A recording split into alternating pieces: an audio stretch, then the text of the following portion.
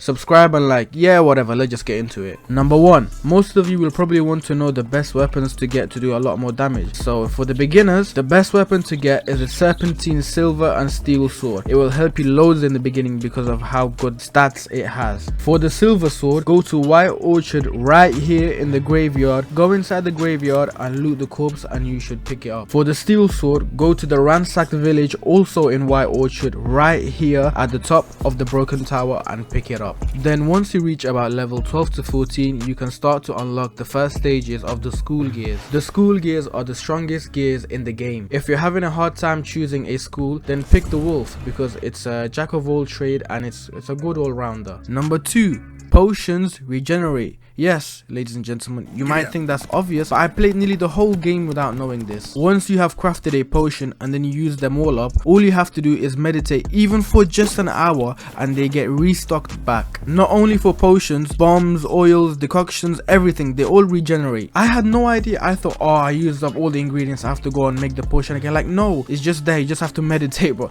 Why did no one tell me? Number 3, you might ask, well, what are the best potions to use? There's a lot, but the best ones to use are these. The Thunderbolt potion for increased damage. White honey to remove toxicity effects.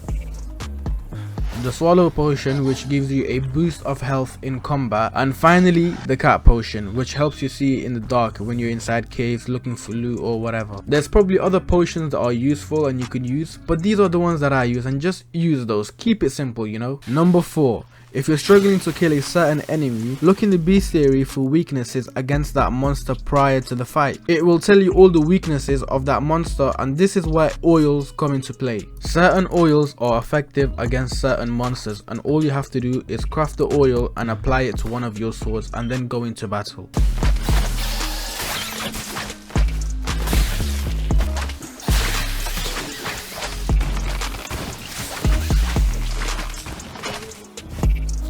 Number 5, go in here and get some hoes, you brokey. What a dork. I'm a dancer, not a horse. What's that you say? You ain't got money? Wow, what a brokey. You know what? Let me help you out. For just $159.99 a month, you can buy my crypto investment. You know what, let me give you tips on how to get money in this game. Whenever you kill bandits or soldiers or any humans, always loot their armor and weapons to sell to blacksmith and merchants for money. This is very effective, especially in the middle or end game, sort of when you unlock better blacksmith and armorers or whatever. But please make sure you sell the right things to the right people. So weapons like swords and axe, sell them to a blacksmith, and armor like gauntlets or shoes, whatever, sell them to an armorer. Books, sell them to a bookkeeper, and fur and all that kind of stuff, sell them to an innkeep. This ensures you're getting the most money for everything you sell. Number 6, loot everything.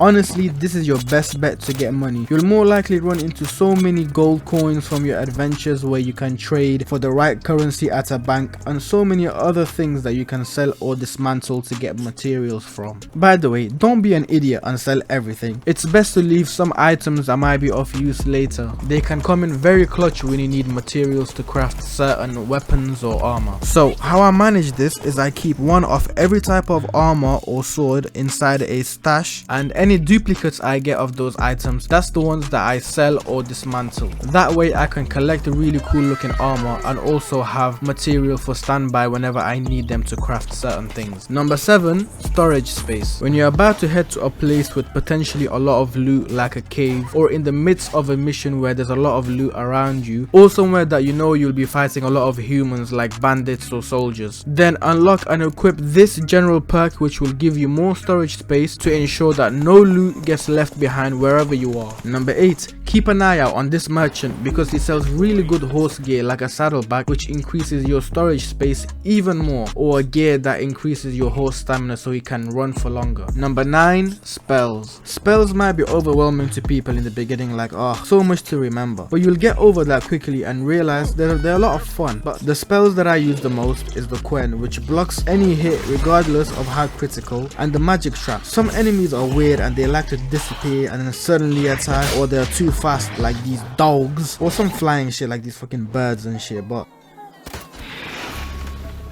whenever they walk inside that magic trap circle, it slows them down or stuns them, and it can be very helpful. And last but not least, number 10, and this is the most important of all, and it's to subscribe and like. Peace.